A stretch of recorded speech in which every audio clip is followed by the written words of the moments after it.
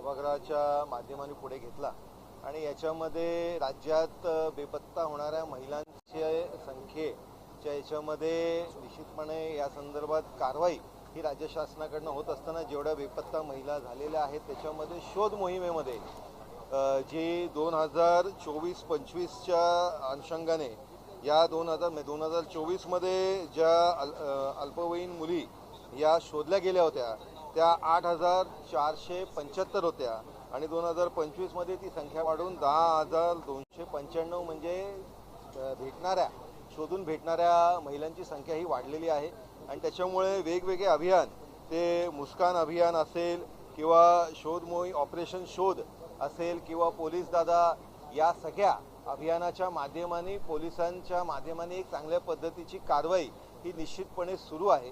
जर human trafficking होत असेल जर लहान मुलांची ट्रॅफिकिंग होत असेल तर या संदर्भातली हेल्पलाईन ही राज्य शासनाकडनं 103 नंबर 191 नंबर आणि 112 नंबर या माध्यमाने लोकांना एक हेल्पलाईन पण उपलब्ध करून दिलेली आहे।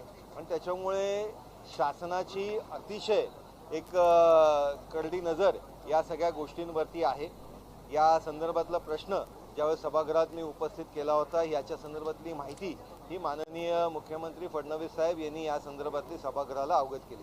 त्याचबरोबर लहान मुलांचं ट्रॅफिकिंगची संख्या ही काही ठिकाणी सातत्याने वाढत असताना एक कुठेतरी मोडस ऑपरेंडी याच्यामध्ये आहे हे मी सभागृहाच्या माध्यमाने माननीय मुख्यमंत्री साहेबांच्या निदर्शनास आणून दिलं की लहान मुलांना नवजात बालकांना त्या हॉस्पिटलमधनं त्यांना किडनॅप केलं जातं किंवा त्यांना पळून नेलं जातं।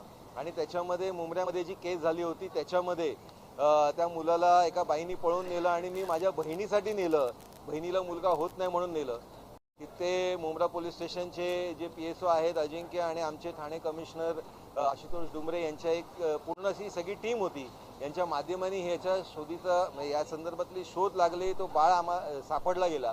पण याच्यामध्ये मुख्य गोष्ट ही आहे की फक्त ही एवढ्यावरची गोष्ट नाही, कुठेतरी कायद्याच्या जे सेक्शन्स आहेत त्यांचा आधार घेऊन पळवाटही केली जाते आणि त्याच्यामध्ये कोणालाही कायद्याचा आधार घेऊन पळवाट काढता कामा नये।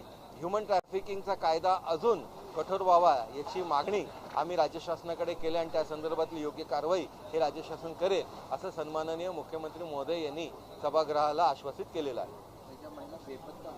कारण काय परत या महिला बेपत्ता होत आहे त्याचं कारण काय नेमकं का होत आहे? नाही याच्यामध्ये अनेक गोष्टी आहेत।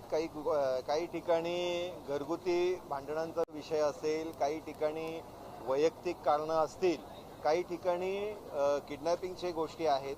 या सगळ्या गोष्टींच्या अनुषंगाने पूर्ण वेगवेगळ्या अँगलनी आम्ही त्यांना विनंती केली होती की फक्त एकच दृष्टिकोन न ठेवता याच्यामध्ये व्यक्ती हरवलेला आहे तो व्यक्ती भेटणं, महिला असेल पुरुष असेल लहान मूल असेल नवजात बालक असेल या संदर्भातलं एकत्रित असं उत्तर सभागृहाला देण्यात आलेलं आहे। सर पण सातत्याने विरोधक सरकारवरती आरोप करत होते की राज्यामध्ये कुठेतरी मुली असतील किंवा महिला असतील त्यांच्या या बेपत्त्याची जी संख्या आल्यानंतर असुरक्षितता वाढलेली आहे, मुली सुरक्षित नाही आहेत, महिला सुरक्षित नाही आहेत।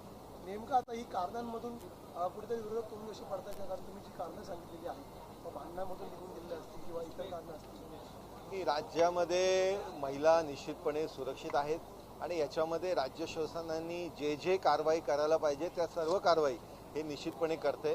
आणि मगाशी मी आपल्याला सांगितल्या त्या पद्धतीने वेगवेगळ्या ऑपरेशन शोध 2च्या माध्यमाने असेल त्याच्यानंतर पोलीस काका असे अनेक अभियानाच्या माध्यमाने महिलांना सुरक्षिततेची भावना देण्याचं काम हे राज्य शासन करतंय। आपण जर मागच्या वर्षीच्या तुलनेमध्ये आत्ता शोध घेतलेल्या महिलांची जर संख्या बघितली ही निश्चितपणे वाढलेली आहे।